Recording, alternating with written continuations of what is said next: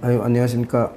오늘 1강의 마지막 세 번째 강의를 드리겠습니다. 전번 강의에서는 한글의 소리 표기 기능과 한글 공학의 가능성을 알게 되었습니다. 이제 그러면 그 한글 공학으로 무엇을 할 것인지에 대해서 말씀드리고자 합니다. 한글의 의문교조 사례는 어떤 것들이 있나요? 제일 처음에 와닿는 기술이랄까, 그게 뭐냐면은 다언어 통합사전이라는 걸 만들 수 있습니다. 그건 뭐냐면은 우리가 외국어를 배울 때, 예를 들어서 영어를 배울 때 사전이 두 가지가 있어야 돼요. 영한사전, 영어를 써서 한글을 찾아보는 거. 그 다음에 영어를 모를 때는 또 한영사전, 그래가지고 한글을 집어넣어서 영어로 찾아내는 그 두 가지가 있는데, 사실 요 사이는 책으로 만든 사전을 쓰지 않고 온라인으로 하잖아요. 그래서 그 컴퓨터에서는 영한사전하고 한영사전이 합쳐져 있어요. 그래서 영어를 집어넣으면은 한글이 나오고 한글을 집어넣으면 영어가 나오고 그렇게 되어 있는데, 하지만 영어를 집어넣으려면은 영어 스펠을 알아야 집어넣거든요.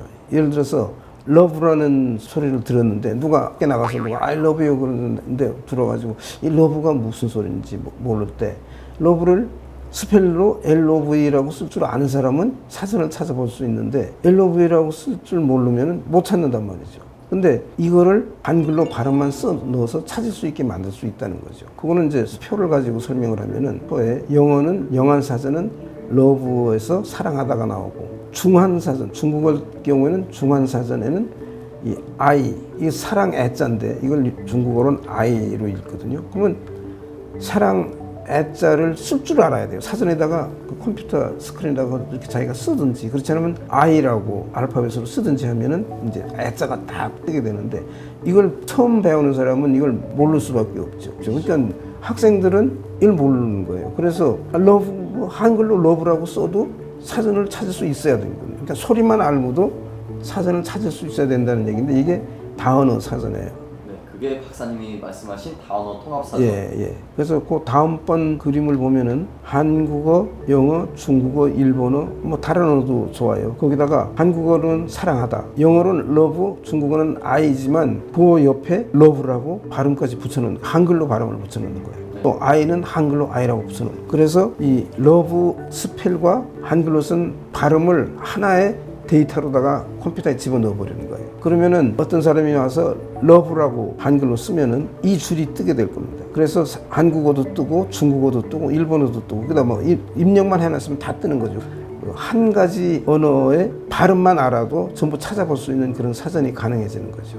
그래서 이게 다언어 사전인데, 이거는 한글을 알면은 항상 만들 수 있는 겁니다. 근데 전번 강의에서도 얘기했지만 한글을 알아야, 이 사람들이 알아야 되거든요. 근데 사실 한글을 몰라도 쓰는 방법은 있어요. 뭐냐면은 그 사람들이 발음을 하면은 그 발음을 한글로 받아 쓰는 음성 인식기가 있으면 돼요. 근데 지금 음성 인식기는 한글로 발음을 써주질 않아요. 정확한 철자법을 써줘가지고 안 되는데, 그냥 새로운 음성 인식을 만들어 놓으면은 이 다언어 사전이 금방 가능해지는 거죠.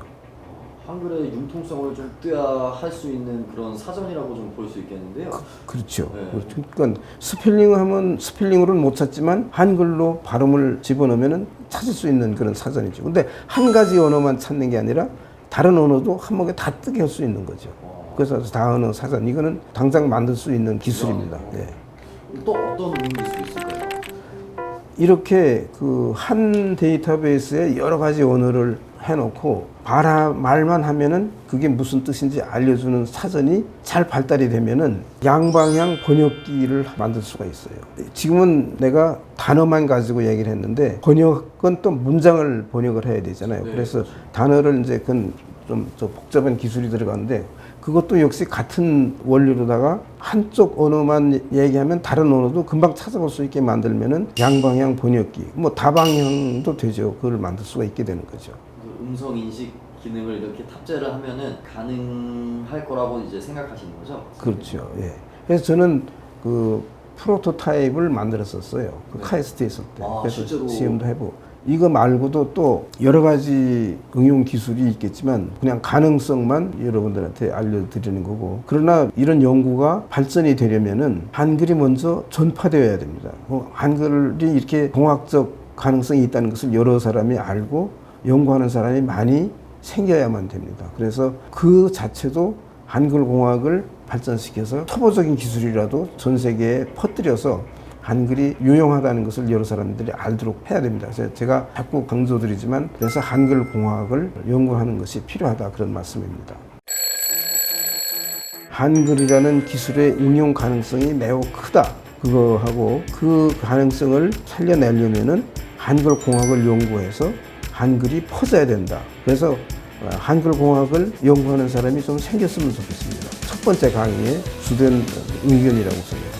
이 강에서는 한글 공학에 좀 본격적으로 들어가가지고 한글의 자모가 24자가 아니라 20자다. 자음 10자, 모음 10자면 된다. 그 주장은 제가 하겠는데 자음이 10자고 모음이 10자면은 자음과 모음을 각각 0에서부터 9의 숫자로 대체할 수가 있습니다.